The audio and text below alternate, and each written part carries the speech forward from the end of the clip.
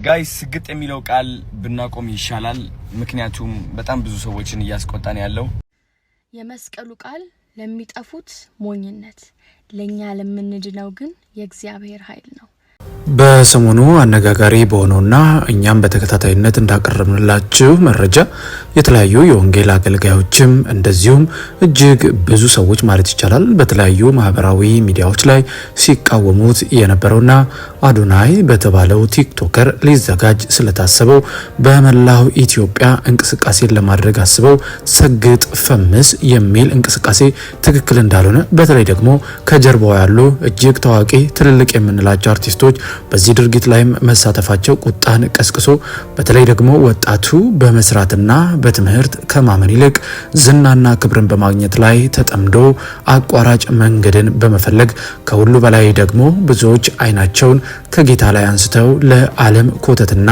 ታይቶ የሚጠፋ ዝናና ታይታ ላይ እንዲያተኩሩ ያደርጋል በማለት ስንናገር እንደዚሁም ብዙ ታዋቂ አገልጋዮችም ሰዎችም ጭምር ሲቃወሙ ተመልክተን ነበር። ታዲያ ከደቂቃዎች በፊት ይህ አዶናይ የተባለውና በቲክቶክ ከ3.4 ሚሊዮን በላይ ፎሎወርስ ወይም ተከታይ ያሉት ወጣት ቲክቶክ በተሰኘው ማህበራዊ ገጹ ላይ ባጋራው ቪዲዮ ይህንን ሰግጥ ፈምስ የሚለውን ሐሳብ መጠቀም እንዳቆመና ተከታዮቹም ከዚህ በኋላ ይህንን ቃልና ሐሳብ እንዳትጠቀሙ ሲል በግልጽ ተናግሯል። ቪዲዮን ይዘንላችኋል ትመለከታላችሁ። አዶናይም ይህንን መልእክት ካስተላለፈ በኋላ የሰግጥ ፈምስ የሚለው ቱር የመቅረት እድሉ ከፍተኛ ሲሆን እሱም እንደተናገረው ይህንን ቃል መጠቀሙ ህዝቡን አስቆጥቷል። ስለዚህ ከዚህ በኋላ ይህንን ሐሳብ ይዞ እንደማይመጣ የተናገረ ሲሆን በእውነት አዶናይ እንደዚህ ማድረጉም ትክክል ነው ብለን እናስባለን። ምክንያቱም አብዛኛው ሰው ይህንን ድርጊት አልተቀበለውም ነበር። ለማንኛውም እስቲ አዶናይ ያስተላለፈውን ወይም የተናገረበትን ቪዲዮ ተመልክተን እንመለስ። ጋይስ ስግጥ የሚለው ቃል ብናቆም ይሻላል ምክንያቱም በጣም ብዙ ሰዎችን እያስቆጣን ያለው አይኖ እናንተ እንደምትወዱት እርግጠኛ ነኝ ግን እኔ ስራዬን መስራት አልቻልኩኝ በስነ ስርዓት ማለት ነው። አንድ እኔ እውነቴን ነው የምላችሁ በቃ በሰላም በፍቅር መስራት ነው የምፈልገው ህይወቴን ኢንጆይ ማድረግ ነው የምፈልገው።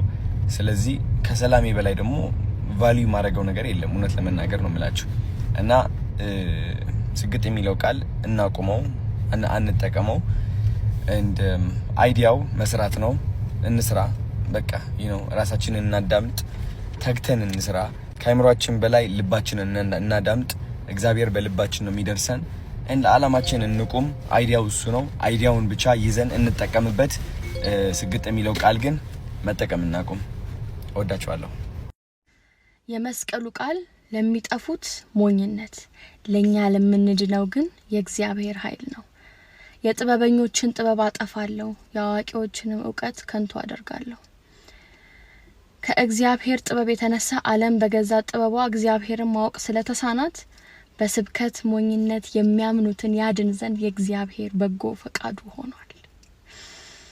እኛ ግን የተሰቀለውን ክርስቶስን እንሰብካለን። ይህም ለአይሁድ መሰናክል ለአሕዛብ ደግሞ ሞኝነት ነው። እግዚአብሔር ለጠራቸው ግን አይሁድም ሆነ ግሪኮች ክርስቶስ የእግዚአብሔር ኃይል የእግዚአብሔርም ጥበብ ነው። ምክንያቱም ከሰው ጥበብ ይልቅ የእግዚአብሔር ሞኝነት ይጠበባል ከሰውም ብርታት ይልቅ የእግዚአብሔር ድካም ይበረታል። ነገር ግን እግዚአብሔር ጥበበኞችን ያሳፍር ዘንድ የዓለምን ሞኝ ነገር መረጠ። እግዚአብሔር ብርቱዎችን ያሳፍር ዘንድ የዓለምን ደካማ ነገር መረጠ። እኔን ማለት ነው። አንደኛ ቆሮንቶስ ከምዕራፍ 18 እስከ 27 ባለው ውስጥ ነው ያነበብኩላችሁ። በጣም የወደድኩት ቃል ስለሆነ ላካፍላችሁ ብዬ ነው። ልባችሁ አይጨነቅ በእግዚአብሔር እመኑ በእኔ ደግሞ እመኑ በአባቴ ቤት ብዙ መኖሪያ አለ ይህ ባይሆን ኖሮ ነግራችሁ ነበር የሚሄደው ስፍራ ላዘጋጅላችሁ ነው ሄጄም ስፍራ ካዘጋጀውላችሁ በኋላ እኔ ባለሁበት እናንተም እንድትሆኑ ልወስዳችሁ ዳግመኛ እመጣለሁ እኔ ወደምሄድበት ስፍራ የሚያደርሰውን መንገድ ታውቁታላችሁ መንገዱ እኔ ነኝ እውነትና ሕይወት እኔው ነኝ በእኔ በኩል ካልሆነ ወደ አብ የሚመጣ የለም እኔን ብታውቁኝ ኖሮ አባቴንም ባወቃችሁት ነበር እውነት እላችኋለሁ በእኔ የሚያምን እኔ የማደርገውን ስራ ይሰራል እንዲያውም እኔ ወደ አብ ስለምሄድ ከነዚህ የሚበልጥ ያደርጋል አብ በወልድ እንዲከብር በስሜ የምትለምኑትን ሁሉ አደርገዋለሁ። ማንኛውም ነገር በስሜ ብትለምኑኝ እኔ አደርገዋለሁ። ብትወዱኝ ትእዛዜን ትጠብቃላችሁ። እኔ አብን እለምናለሁ፣ እርሱም ከእናንተ ጋር ለዘላለም የሚኖር አጽናኝ ይሰጣችኋል፣ መንፈስ ቅዱስ። እርሱም የእውነት መንፈስ ነው። ዓለም ስለማያየውና ስለማያውቀው ሊቀበለው አይችልም። እናንተ ግን አብሯችሁ ስለሚኖር በውስጣችሁ ስለሚሆን ታውቁታላችሁ። ወላጅ እንደሌላቸው ልጆች አልተዋችሁ፣ ወደ እናንተ እመጣለሁ። እኔ ሕያው ስለሆንኩ እናንተም ሕያዋን ትሆናላችሁ። እኔ በአባቴ እንዳለው እናንተም በእኔ እንዳላችሁ እኔም ደግሞ በእናንተ እንዳለው በዚያ ቀን ትረዳላችሁ። የሚወደኝ ትእዛዜን ተቀብሎ የሚጠብቅ ነው። የሚወደኝንም አባቴን ይወደዋል፣ እኔም እወደዋለሁ፣ ራሴንም እገልጥለታለሁ። የሚወደኝ ቢኖር ቃሌን ይጠብቃል፣ አባቴ ይወደዋል፣ ወደ እርሱ እንመጣለን፣ ከእርሱም ጋር እንኖራለን። የማይወደኝ ቃሌን አይጠብቅም። ሰላምን እተውላችኋለሁ፣ ሰላሜን እሰጣችኋለሁ።